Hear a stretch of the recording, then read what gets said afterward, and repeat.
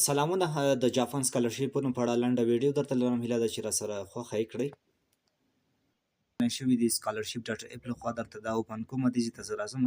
دلته تاسو کتلی شئ سکالرشیپ ډاټ اپ کې هغې پوره ډیټیل تاسو کتلی شئ چې کوم ریکوایرمنټس چې کوم دي، خو زه راځم دې ته چې کانټریز افغانستان پکې پیدا کړم، د هغې اړوند ده. نو په دې باندې زه کلیک کوم او دې نه مخکې زما دلته راځم میډل ایسټ کې افغانستان ګورم، افغانستان ام بي سي پیدا کوم.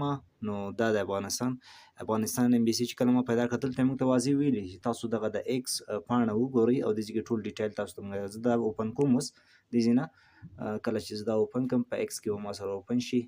داسې ګورئ دلته کوم پوسټ چې په ام بي سي په جاپان لخوا شوی په افغانستان کې تاسو ټول ډیټا دغه کتلی شئ.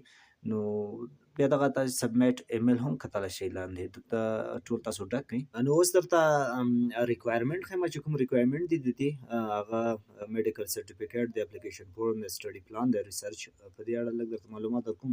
اوس نو غواړم چې کوم ډاکومنټ چې دي هغه زه وګورم، راځم د لینک باندې کلیک کوم، دغه کوم اعلان چې شوی دغه اوپن شو ما سره. نو په دې کې تاسو ګورئ اپلیکیشن فورم دی، همدا ټول تاسو ډاونلوډ کړئ او هغه به ډک کړئ. هغه میډیکل سرټیفیکیټ د ریکمنډیشن لیټر دی، ریکمنډیشن لیټر یو ټاپ تاسو سره کار کوي چې کوم تاسو سره نو دوی یو سمپل ورک کړی ده. نو دغه به ټول فورمونه تاسو ډک کړئ، هغې نه وروسته به راشئ د سبمیټ ایمیل ته. نو زه غواړم دغه بیرته ایکس پاڼې ته راځم او دوی کې دوی د سبمیټ ایمیل ورکړی ده، همغې ته بیا څنګه کومه دا ټول پی ډي اف شکل باندې سیګنیچر نه وروسته زه ورته لیږم. نو دغه لنډ معلومات و د میکسډ سکالرشیپ په اړه. خپل بخت مو وازموئ.